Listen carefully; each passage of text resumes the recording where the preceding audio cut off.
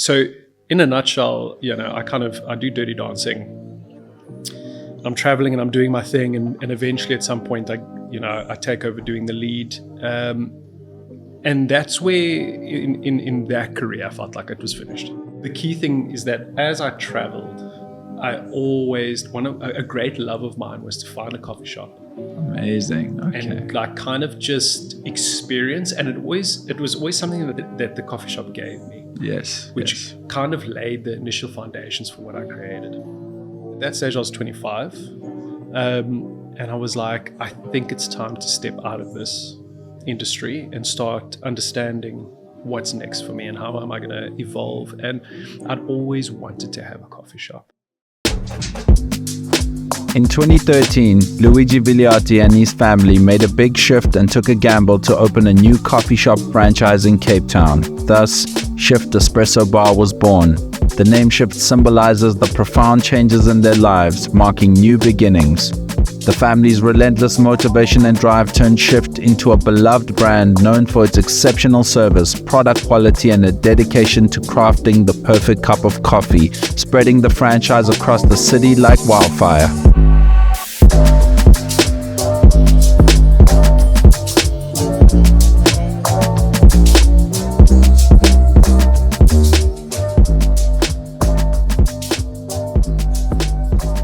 A really nice place to start, and how I like to start the podcast is, if we were reading the story of your life, Luigi, where does your story begin?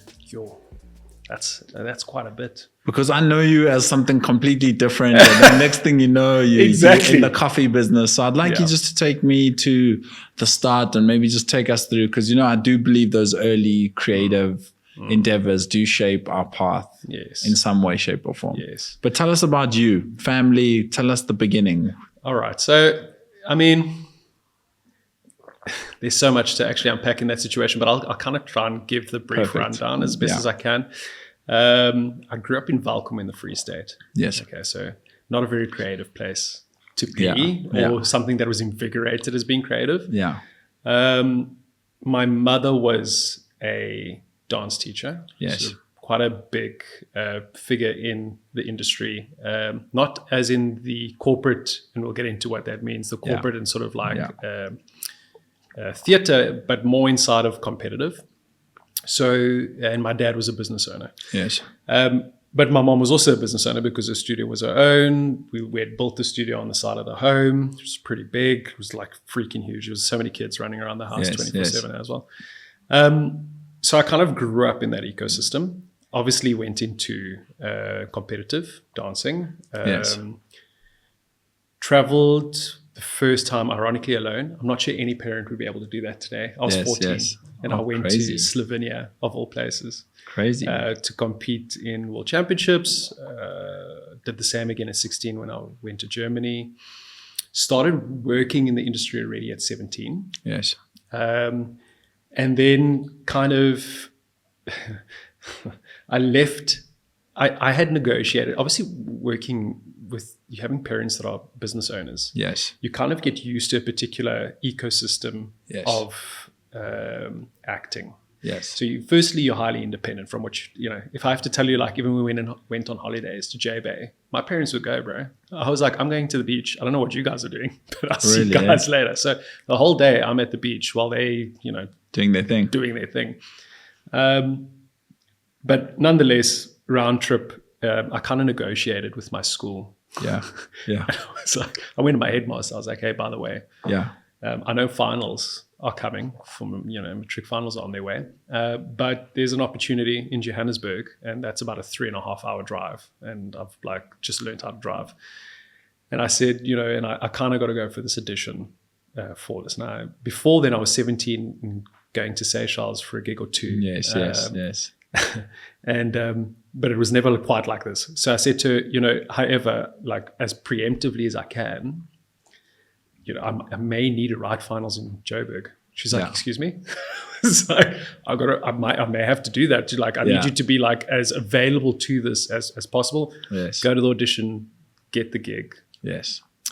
And come back, and I'm like, cool. So this is happening in finals.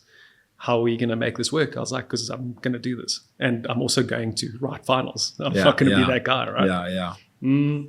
That's crazy. Yeah, dude. So I negotiated it. And I'll never forget, I said to my dad, okay, look, I organized somewhere to stay in Joburg. And he was like, cool. All right, you're a man now. I was 17. and basically he put a bed in the back of the bakkie at the time, and then we went off to Joburg, and then I studied finals and tried to figure my way around from a town that didn't even have any robots. Crazy, to Johannesburg. Yeah, it was crazy. Yeah. And what was the show? So it was the hip hop holiday show at the Hippodrome. Okay. Yeah, and that was a great show. It was a lot of fun, but I was really young, so just kind of figuring out what a just turned 18-year-old is supposed to be doing in the world. Yeah. So in my, it just feels like a different life, right? Mm-hmm. But in a different life, I was performing, doing shows, and obviously a big part of that was the big corporate shows you do, and then I bumped into you in so many different events. At this time, you're doing some really big shows, and you're like dancing between many different styles and many different companies, and I think you've really done your thing in that sphere. Yes. And then one time later, after the show days, I get to a coffee shop in Cape Town where I bump into you. I have an unbelievable cup of coffee. Yeah. It's close to the waterfront. It's BAT's offices. I'm trying to get sponsors for Rocking the Daisies. They're like, listen, there's this coffee shop downstairs. It's where we all go to. And then get there, I bump into you, and I'm like, yo, man, what are you doing here? And you're like, this is my new spot that I've started. So how does coffee and how does this world happen in your life? Right. So I'm Italian, so growing up Italian, it's in your blood, baby. It's in the blood. Like it's in the titty bottle, man. Like they giving it to you, and they're like, "Don't worry, let Nono quickly give you some espresso." Yes. So you grow up with I think it's a two-factor thing. You grow up with the appreciation, of coffee because it's just a part of our culture. Yeah. But you also grow up with the passion, specifically because we come from the south, from Naples. Yes. You grow up with the passion for craft. Yes. So those two things mixed become something really special. And in those days, coffee wasn't a thing. It wasn't like you went to, it was mug and bean and wimpy. That's what we had, right? 100%. So in a nutshell, I do dirty dancing. I'm traveling and I'm doing my thing. And eventually at some point, I take over doing the lead. And that's where in that career, I felt like it was finished. Wow. Because I was like, okay, I reached this point now. And the show, this is like a theater show that travels to different countries around the world. Wow, so incredible. So it was huge. Wow. Did they have a couple of shows touring, or was that the one main show touring? That was the one main show, That's incredible, bro. I didn't know you did that. So you did the dirty dancing. That's insane. And you took the lead at some point. Yes. So that's crazy, bro. There was a lot of like auditioning for the lead, and sort of the South African parties wanted me for the lead. The UK parties wanted their guy for the lead. Inevitably, the UK guy got it, and he did a great job. And then when we were in Singapore. Yes. So we had basically toured to Hong Kong. Singapore, we were supposed to go to Manila, but Manila was going through some economic issues, so it was kind of distasteful to kind of have a show there. Yeah. So, we kind of hit Singapore, and they're like, cool, you're the guy now, enjoy. I was like, oh, cool, all right. So I was like, let's do it in Singapore. Crazy, man. By the Marina Bay Sands. There's the famous 3 tower with the boat on the top, right there. That's insane. Which was huge. But again, I like to believe I'm ambitious. And, you kind of reach a point where you're like, okay, now where does this go? Yes. This is kind of the pinnacle of the industry as a performer. Yes. And do I want to go any further? At that stage, I was 25. Yes. And I was like, I think it's time to step out of this industry and start understanding what's next for me and how am I going to evolve. And I'd always wanted to have a coffee shop. That's beautiful, because it feels like you got the very thing you were looking to get out of it. You got that fulfillment. So many people, struggle to find that fulfillment in that thing that they do. Like I tell people, I found the fulfillment in running the festival, and I was happy to go, I got the thing I was looking to get out of this thing, and the knowledge and the thing, and I'm ready to, as well as a performance. So I can really relate. I love that you put it that way as well, because I feel like this is something a lot of people miss and either get stuck into something where they get comfortable, and just before we jump away and jump into the coffee, right? I want to know, what was the first thing that caught you? Was it your mom's passion for dance, or was there something you watched or saw that you're like, wow, I actually really want to try this out? I think I was around the environment. Got you. All the time. Got you. So because of that, I mean, my first and I have memories pretty young for multiple reasons, but the first memory I have is in the studio that she wasn't in eventually. Yes. And I'm just like dancing randomly around the mirror, and one of the girls came up to my mom and was like, "That boy's gonna have to dance at some stage." And she was like, "Okay." And then I think I started at 6 or 7. Crazy. And just kind of went from there. So it was that environment. Amazing. Yeah. And it afforded me a lot. I won't lie. I understand my fiance very well as a woman, because I was always around them, and they were very comfortable about speaking, really just sort of talking about really personal things that women do with other women. Yes. While you were around, because you were just in a peripheral, because you were a guy in the industry. So I'm like sidetracking here, but there was so much great benefit, including discipline, passion, and drive. But like you said, some things have a finite curve. Yeah. And you have to be able to understand when that finite curve is reached. Yes. And when it's time to kind of go like, yes, okay, now, am I happy where I am? Yeah. Am I still deeply, and passion is a thing. Yeah. And over the years, through, opening up the coffee shops and doing the thing, over the years, it kind of goes from this point of like passion, which is really like fast burning. Yeah. I think a lot of people are like, I have to be passionate about what I do, and I've got to do this thing. And I'm kind of it's not really how it works. The passion gets you to the start, but really it's the discipline that starts taking over, and being able to find ways to rekindle the passion. It's very difficult to be passionate about something all the time. It just isn't realistic. And I think we sold the narrative a lot of, you got to be passionate, you got to be this, and you got to be all these things as a human being these days. And most of them are just really white noise in between that state. But yeah, I love that. I love that take on it, because you're 100% right. You can have that excitement for something, but beyond that point of excitement, when it comes to come do the hard work, there's some serious lifting that needs to be done, and you got to ask yourself that reason. But like we said, I love that you got the thing you were trying to get out of it. So back to your timeline. You finish the tour. Is this like a conscious decision? Like, this is the moment I'm veering off, and how does that happen? And how do you take the next step in your career? So it was definitely of like, okay, I've reached this point now. Now, do I attempt to do more roles as a man? No. 10 more of these. Yeah. Why? It's the same. I may be acting a different role. With a group of different individuals. But it's still the same thing. Yeah, 100%. Right. 100%. There's no change. That loop does not change. It gets bigger, and you get bigger places, and you go to different countries, but the process of what you're doing does not change. You're doing the exact same thing again. That's for sure. Right? Yeah. And sure, if you're happy with that, that's good. Yeah. Then my mom gets attacked. They're still living in Valcom. Something happens, crime related with her specifically. Thankfully, she's not hurt, but emotionally terribly scarred. Yes. At that point, it was twofold. It was first time for the change in my own life. Yeah.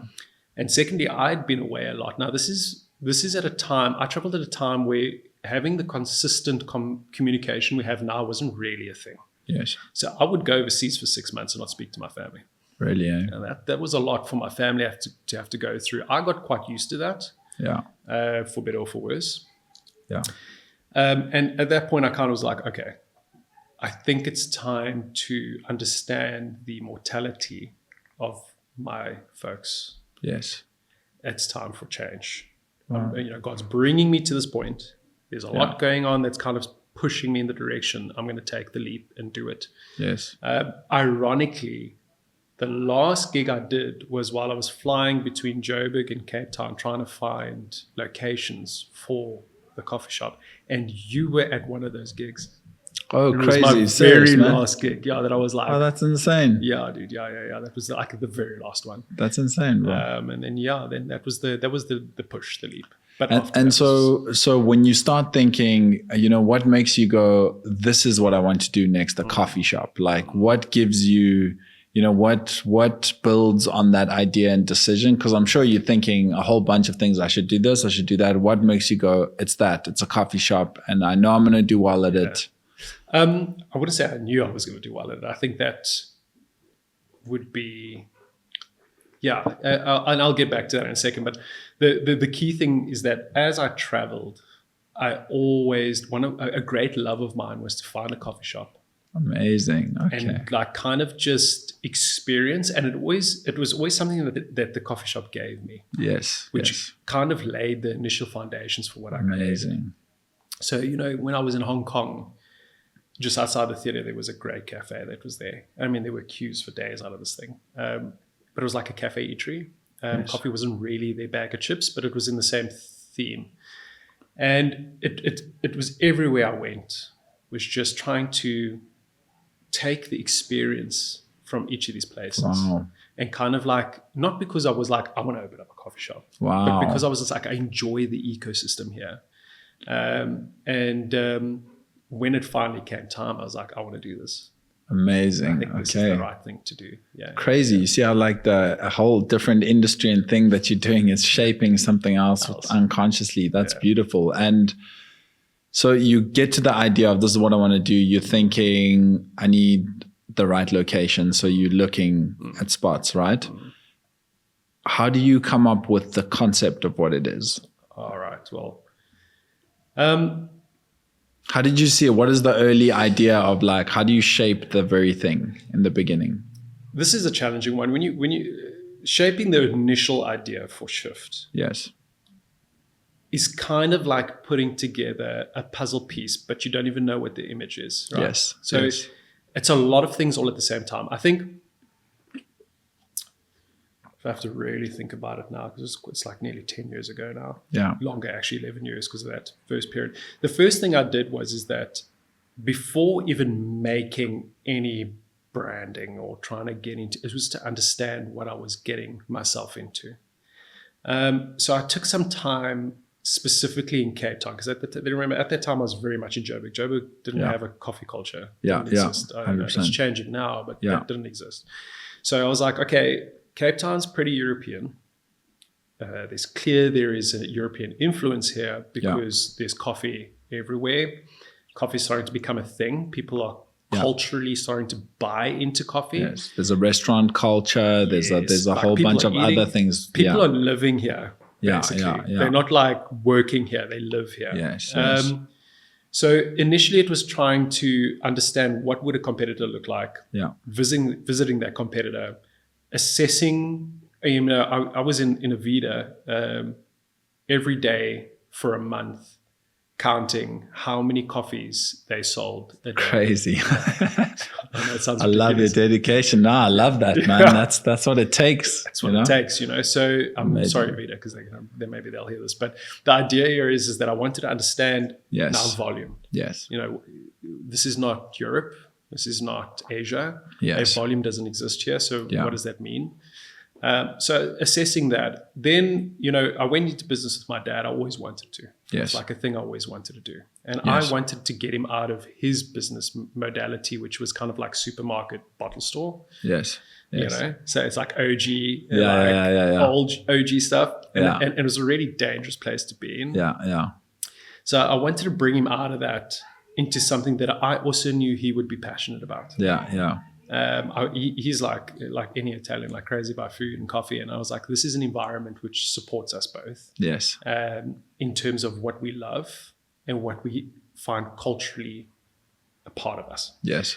So anyway, then he was like, no, we can't do this because we don't know what we're doing. I was like, this is fair enough because we don't know what we're doing. Yeah. So, we investigate some franchises at the time, like Vita itself. Yeah. Motherland also came up in between that process. Seattle doesn't do any of that, so that's not the way that they function. Got you. And then I kept on saying to him, no, none of this feels right. None of this makes sense. I was like, I know this is intimidating, but I'm going to do it our way, our name, our style, and that's what we're going to commit to. That's brave, man. Yeah, maybe a little bit too brave. Being young is great, right? Yeah, being young is great. Being young, being a dancer, being like, come on, we'll figure out the let's next just, move. Let's just do what go. we gotta It's in do. the swing, Dad. We got this, man. You know? Yeah, I don't know. But and then it took about a year of planning and kind of building across what I wanted, like the logo. How would that look? Yes. How would the store look? How would the store feel? What does it communicate?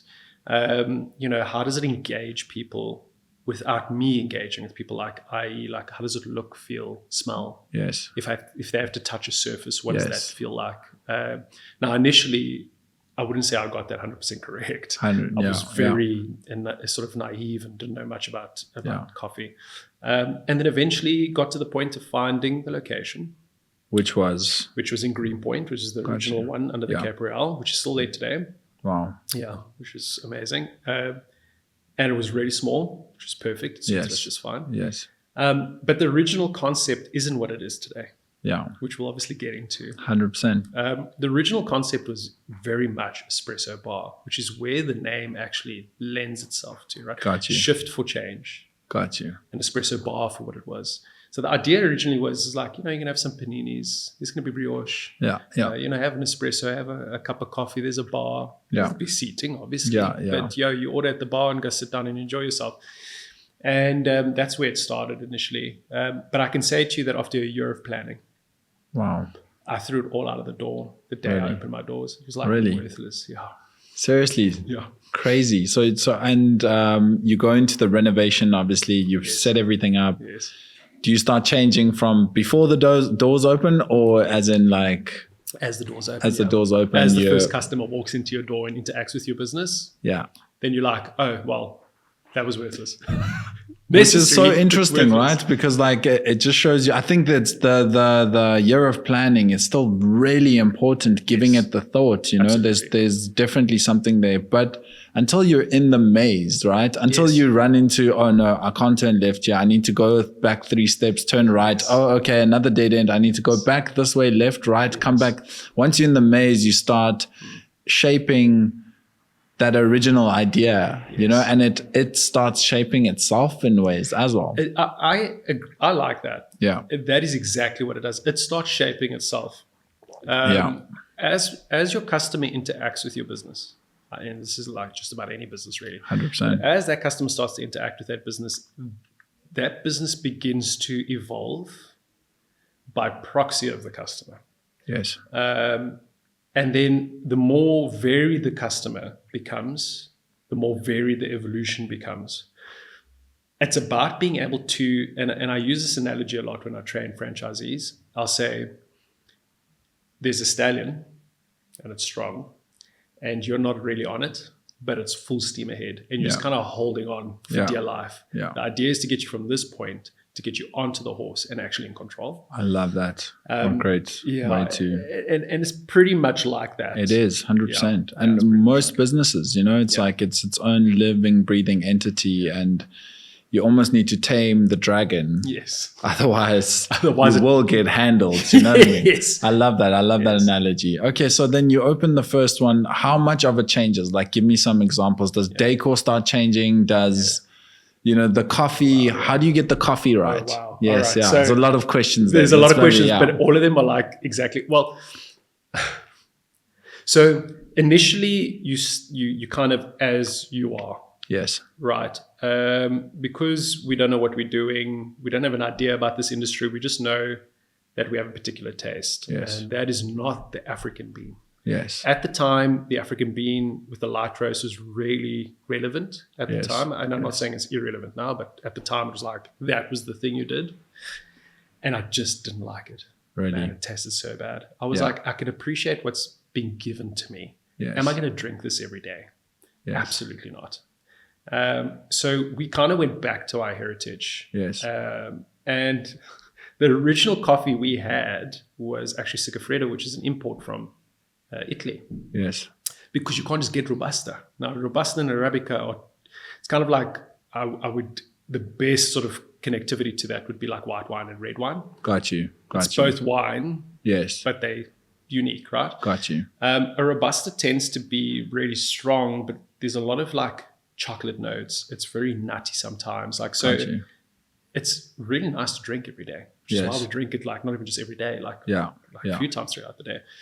So it was about reconnecting that. So to answer the question, that's where we started with coffee. Okay. Decor didn't start initially. Decor, everybody was loving the decor. Some people come in, they're like, yo, I feel like I'm in New York right now. I was like, I haven't been, but I'll take your word on it. How different is it to what Shift is now? Like completely different? Yes. If I have to go for the original Shift, the soul is there. Yes. But what covers the soul, I don't know if you'd be able to recognize how that the two of them exist. And if you had to describe it, like what did it look like? I would say to you that it was a lot more rustic, a lot more industrial. Got you. The direction now is a lot more sophisticated. Yes. It's a lot cleaner. Yes. And I say cleaner in terms of lines, in terms of the way we build upon the decor. Yes. It's a lot cleaner. So we don't have all this wood cladding everywhere and, like booth seating, kind of boxing people in. And, yes. That ecosystem changes immediately. Then, remember we would never sit down. Then we evolved to sit down. Then we evolved to full menu. So it's basically like full round trip. Wow. From going like we do espresso and you stand at the bar to full seated service. Wow. With food offering and breakfasts and And you're there every day. Every day, sometimes initially. Yes. 16 hours a day, Monday to Crazy. Sunday. Crazy. I think for the first year I worked every day, minimum of 12 to 16 hours a day. That's crazy, man. Without a break. Yeah. And how did the business do from inception? Really, really, really, really well. Really well. But it's important in context to where we are today, why that was the case. Yes. It had to do with the way we connected. Yes. That's really and that's become the core soul of what we do today. I knew my customers' names. I knew their orders. I made their orders. They oftentimes didn't need an order. Their coffee would be ready by the time that their cars drove by because they knew what their cars looked like. There was no WhatsApp ordering or anything like that. There was no Uber Eats at the time. It was literally a case of like, oh, I see, XYZ's here. Yeah. Better get their coffee running. And then I would know where they sat. So I would take the coffee, put it at the table, be like, enjoy, and understanding that ecosystem was part of that success. And we got to a point eventually where I had like a queue outside of, on a weekend outside of my door that wrapped around the block for coffee. Lord knows how I ever achieved anything. I look back now; those are cowboy days. Crazy, that's all I can say. Yeah, cowboy that's crazy. Days. Yeah, I love that. It's people connecting with people. This is what so many businesses and coffee shops forget. They focus on everything else. When it's like, guys, at the end of the day, we are people trying to connect with other people, and that sort of culminates into building a community, right? Where it's like, that's your community. That's where they get their coffee. That's who they go to. They feel a certain way coming into a store. And, it's interesting you say that because that's the relationship my girlfriend and I have with our shift that we go to. Yes. We've got that family bond and, Kuda out in your three Anchor Bay spot is like, he's basically family to us. And he's just to the point where I've had an issue at the airport where I can't take my bag onto a flight because I have to buy another flight and I can't put the bag on.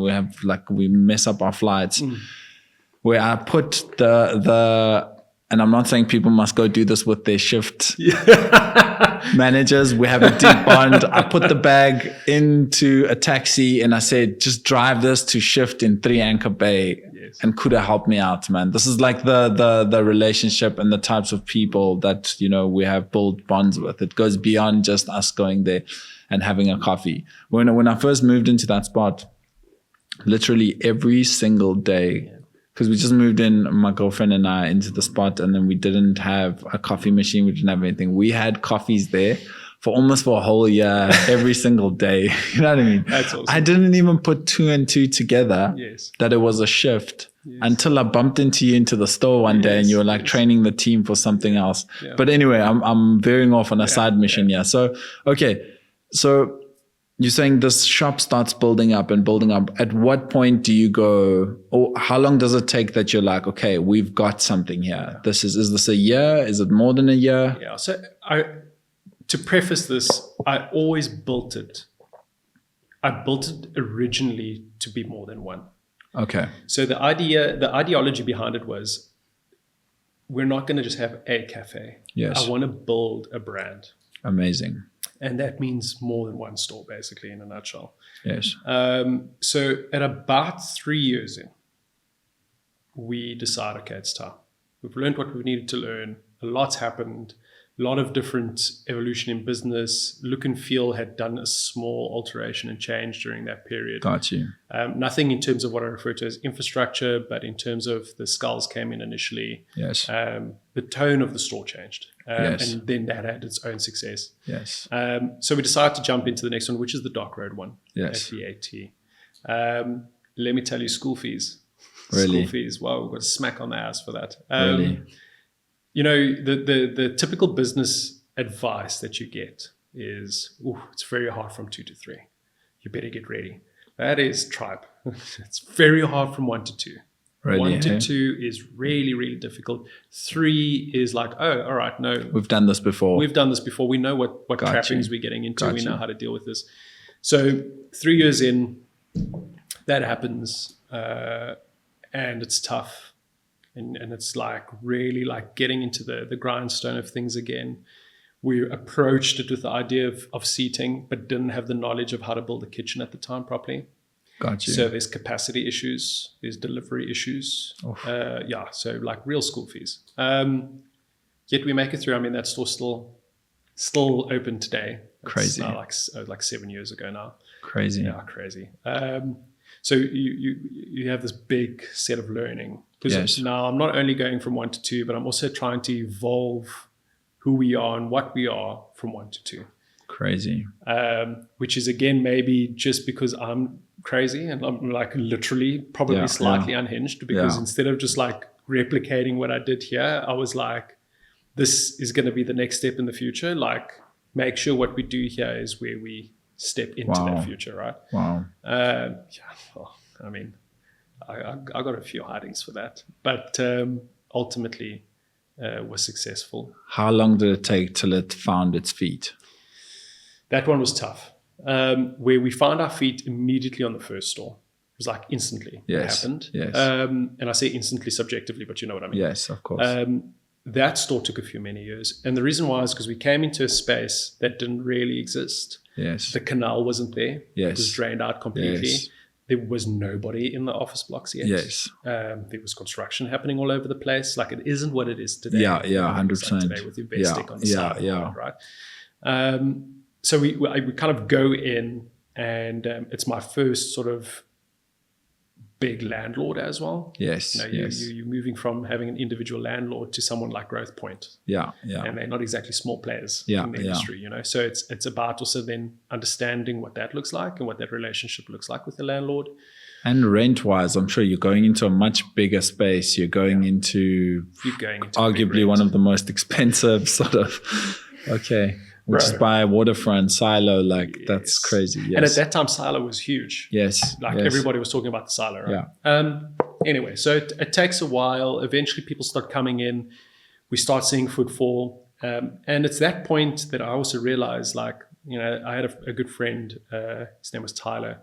And he, at the time, was seeing me working I must have looked like death. If I have a photo back then, I'd probably just look just like Really? absolutely drained of vitality. Crazy. And he looked at me, and he's a very successful businessman, young successful businessman. And he says, listen, I want to have a chat with you. And I was like, all right, what's up, man? And he was like, listen, he's like, you'll never be successful until someone can open your shop. Like typical business speak, no mercy, just straight in for the jugular. Yeah, 100%. Right? Yeah. And at the time I was resistant to that because I was brought up in this culture of I need to open and close. And I'd been doing it for so long. Like, how does my business, like, how can I make sure things are working if I'm not the one who's like initiating this process?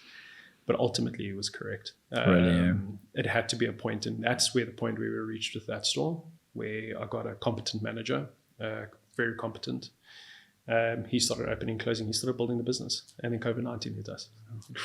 In between that time, we had to open up a third and then a fourth store as well. So you're already in the process of opening third and fourth. So 3 had been open and 4 opened. Where just was in 3? The cusp of 3 was actually close to here at Temple House. Okay, it was on the corner.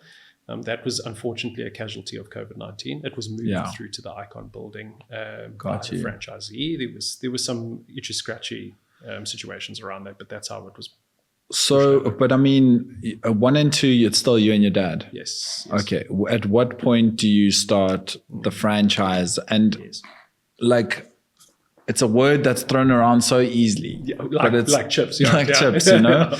But it takes so much more structure and building, and you know, where do you even start on going? Okay, we're going to franchise. What does that business structure look like? What are we going to?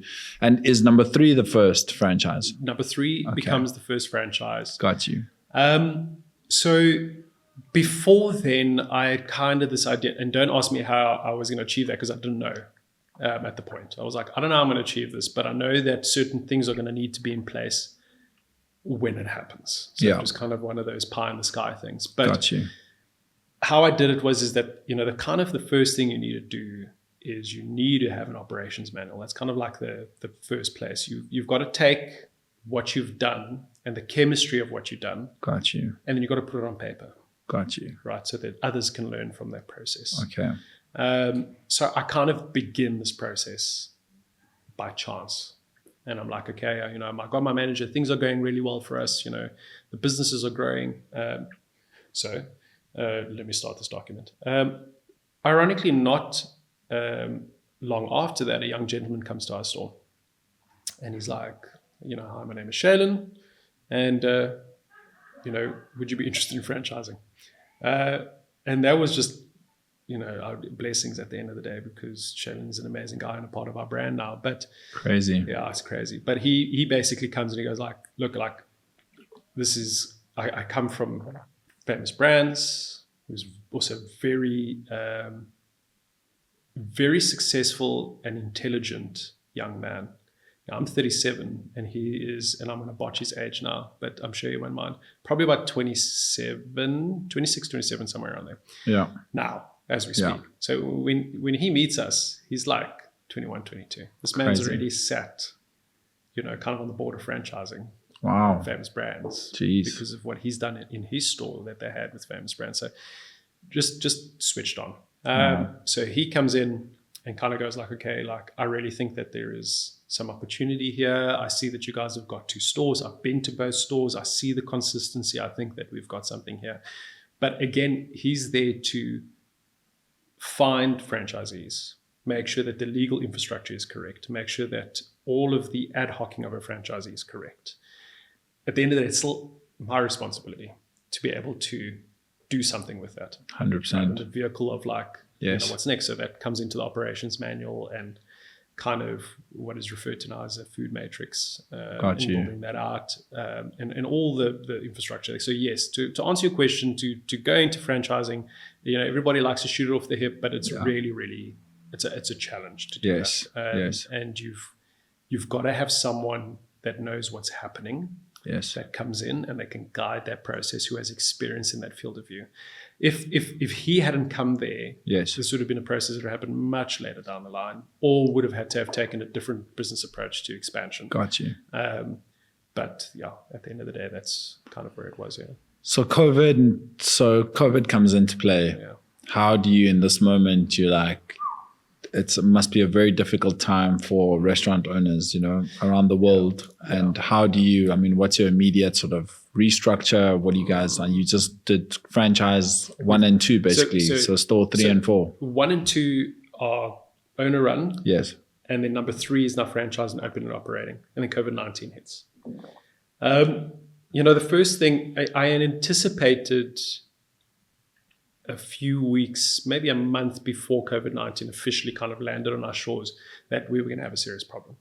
So I was seeing what's going on in China. I was seeing this rapid expansion of a virus. And I was going, okay, we've got an issue. And we're going to not be immune to this issue. I still remember my fiance at the time was like, don't be such a doomer. You can't think this way. And I was like, I don't have the liberty or the luxury to not think this way. And I was like, and we're going to be in for a real storm. So initially it's chilled. I kind of bring a meeting of everybody together and I kind of say, listen, time to button down the hatches, dig your bunkers deep, and let's go in. We have it's out of our hands completely at this point in time. The government's telling us we need to lock down. And it's moments, 1 month, the best we can do is pray. But what we need to do above all else is to keep ourselves as positive as we humanly possibly can. Yeah. The minute that we incept negativity into this process is the minute that things are going to start spiraling. Yeah. And that was initially the main sort of thing. And then maintaining that. Yeah.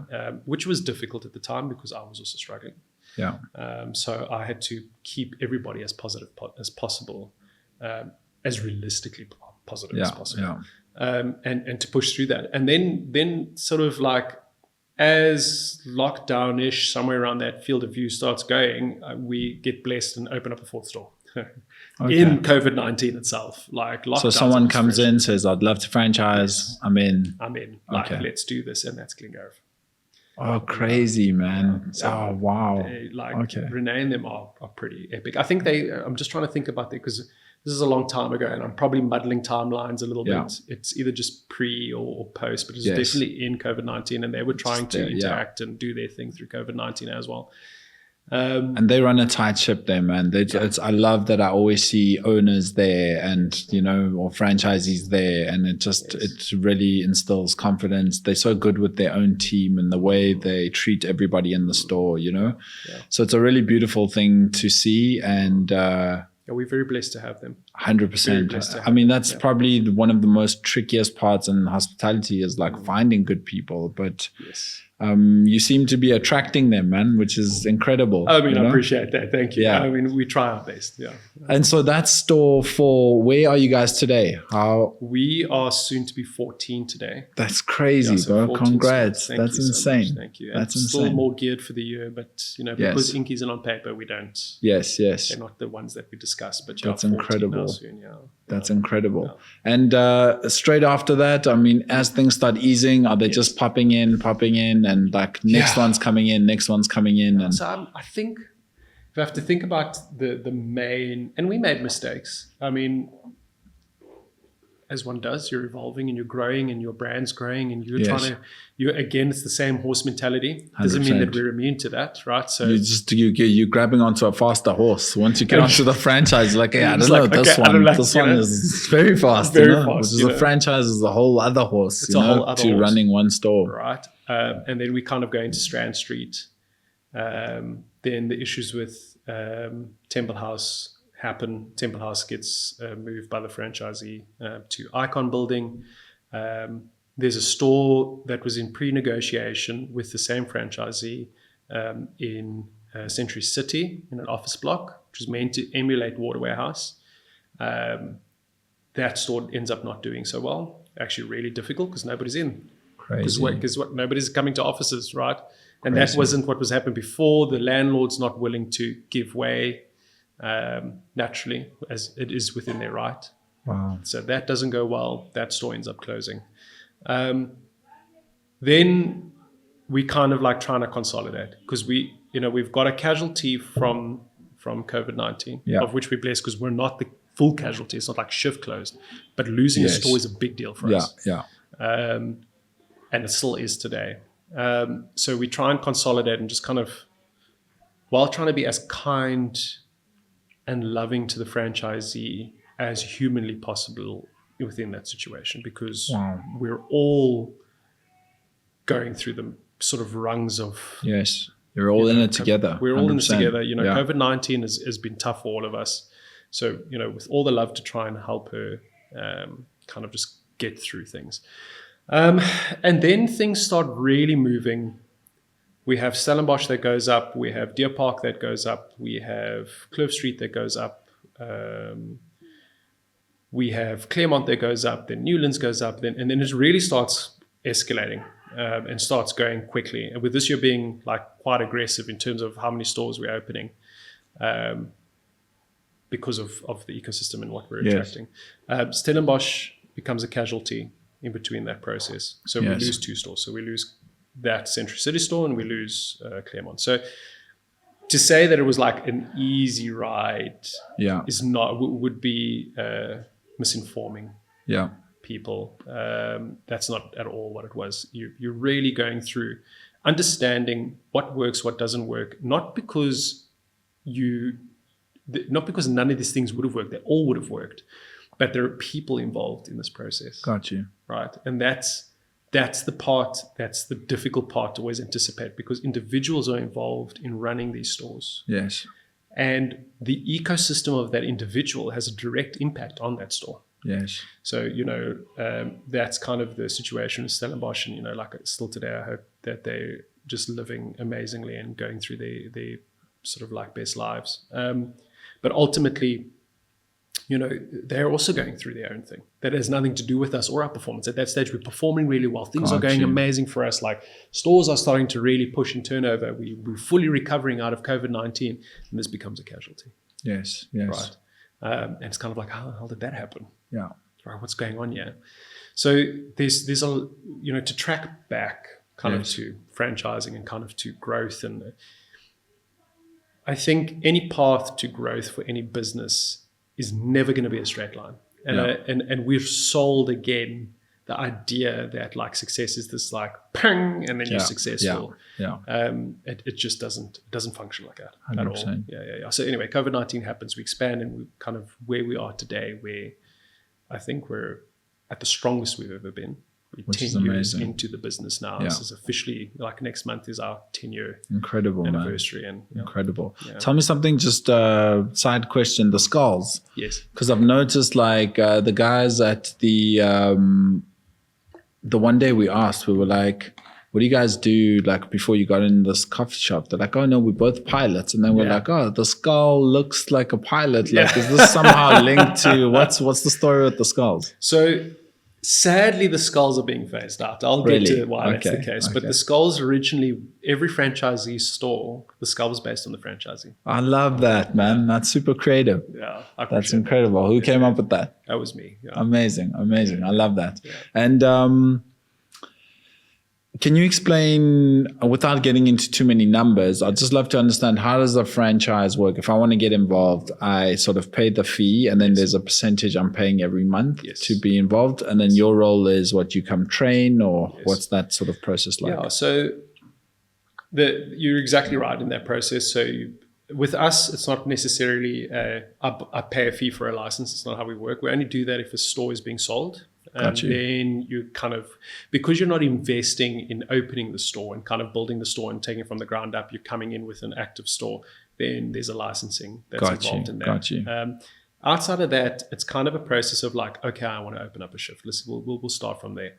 Prospective franchisees will contact us, or we'll contact them. We've got a good list of people that are wanting Shift Espresso Bars. We're very particular about sites, from what we've learned, obviously.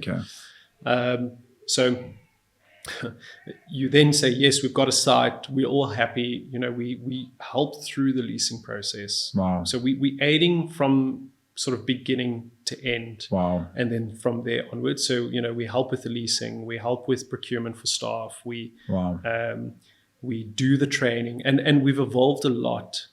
All of this has changed quite a lot as well from the days when, Temple House and Renee and them were when they started, so that's where they started. I would say was still anemic, in comparison to where we are now. And now we're going through another change where we're like building upon more of that knowledge to try and give more intricate knowledge. But we go through training, we do the procurement, we train the staff, then we install that process into the store, because those are not the same thing. You're training in store and then you've got to move to your own one, right? Yeah.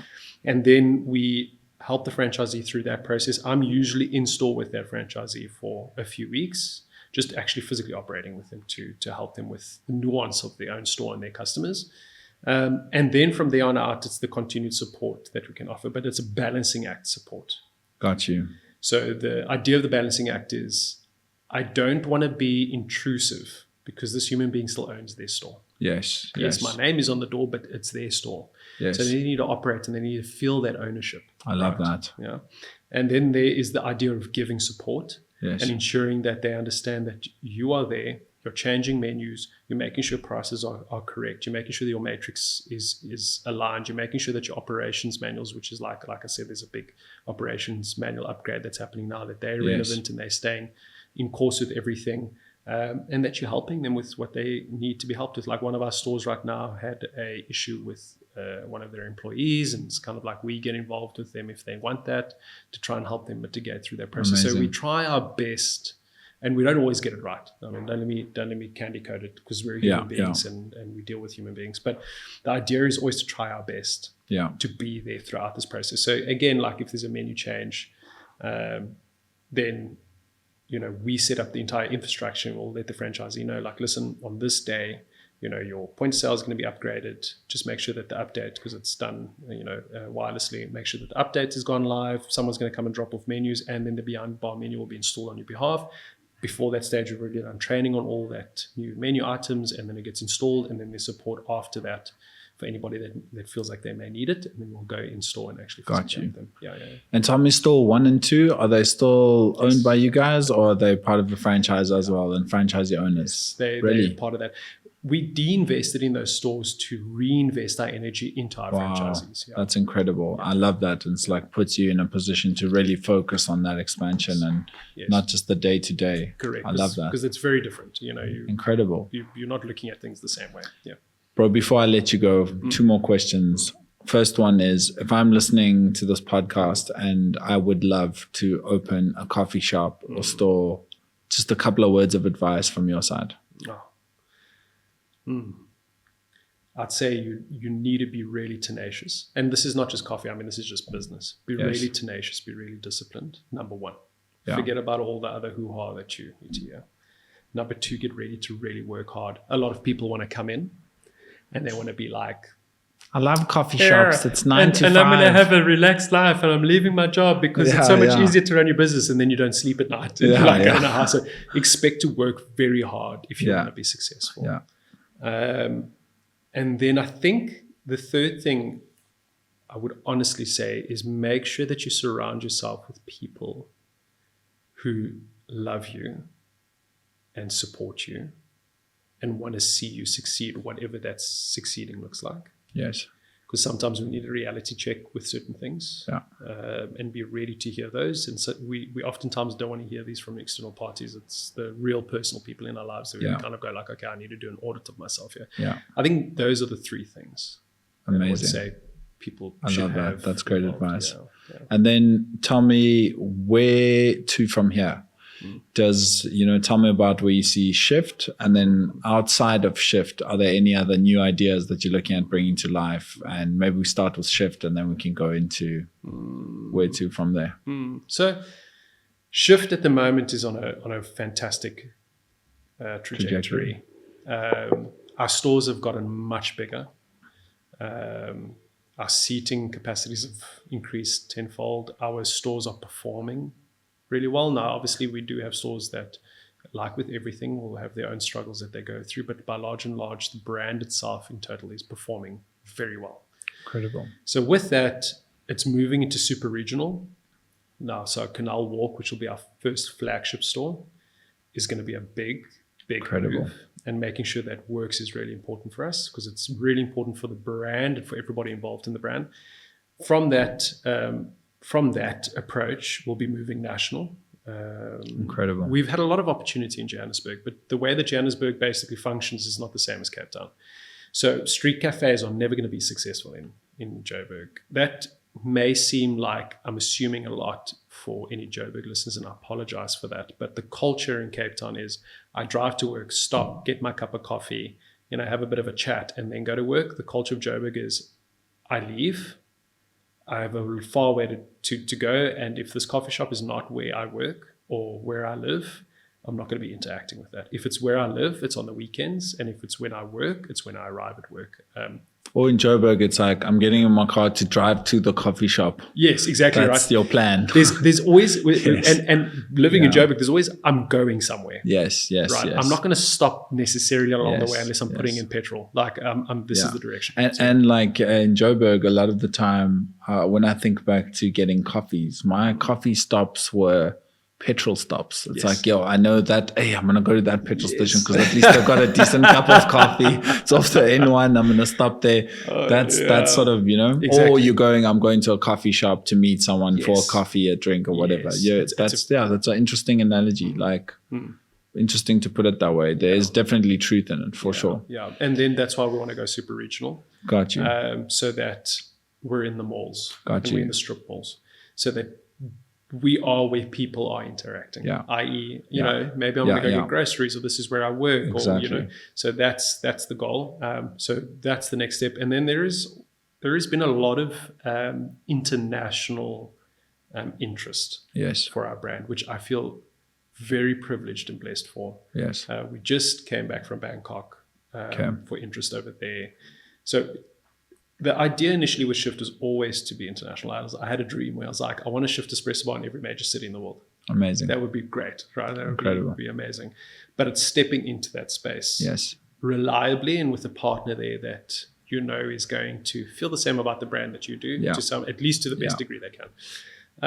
So that's the next step, and that's basically the future for Shift, just expanding into those international environments and being able to mold the brand to those cultures. My girlfriend and I, when we went to New York, I mean, she laughs, she'll tell you the story, but like, we go to, not to say New York doesn't have bad coffee, to anyone out from New York, like your coffee is good, it's very expensive, but you have great coffee out there. But I promise you, I was itching. I was telling my girlfriend, like, man, I just need a Shift coffee there from Kuda. Bro, the day we arrived, I'm not even kidding. We arrived. It was like 5 o'clock in the morning. I dropped Kuda a message. I was just like, I see the lights on in the Shift. I was like, you're not at work by any chance, are you? He's like, my man, I'm here. I'll get you sorted with a coffee. I arrived there, grabbed a coffee. Must be 34 Rand for coffee, which is also really well priced, Yes. Grab the coffee and just the taste and the quality of coffee compared to, we just came back from New York and we tried a lot of coffee at a lot of places that people told us was phenomenal, it can compete. Like I kept, my girlfriend and I kept saying like, can you imagine Shift here in New York?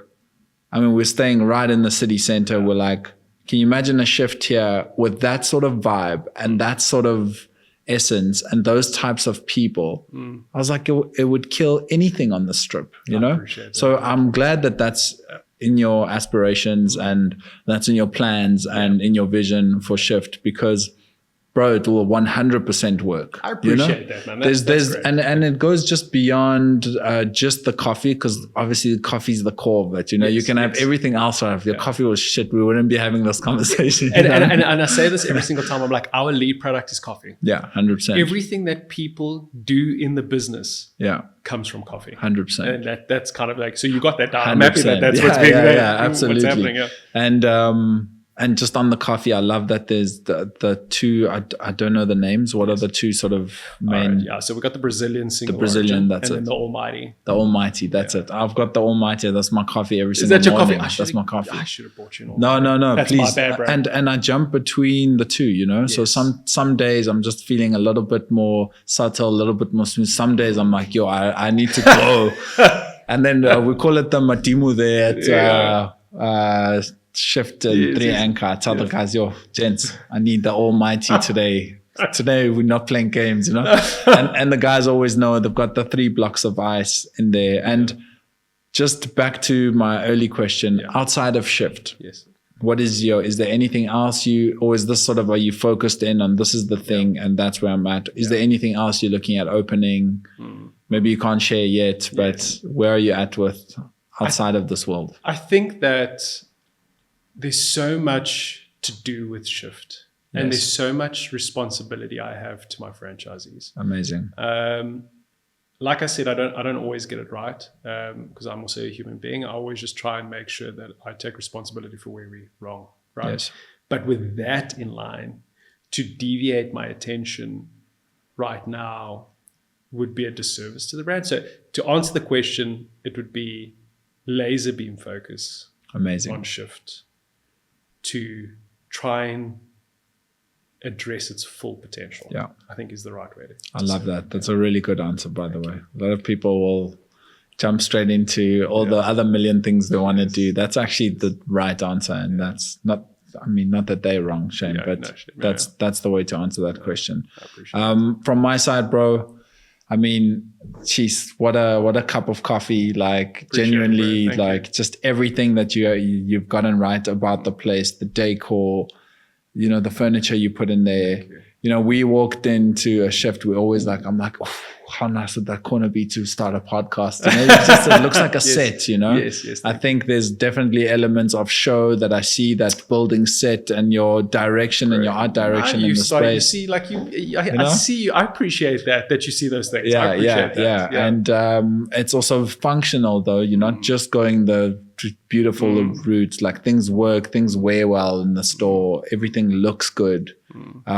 Even the menu, like I think it's underrated. Your guys' menu is great. I would eat from a Shift every day after gym for a whole year. I appreciate that. And that chicken bowl that you guys have, I'm just like, this is phenomenal. After gym to have this is just everything you need. And genuinely, one thing I always say is like the value you're getting at a Shift for what you're getting is insane. Like the prices are fair. It doesn't feel like a spot that's trying to rip you off. No.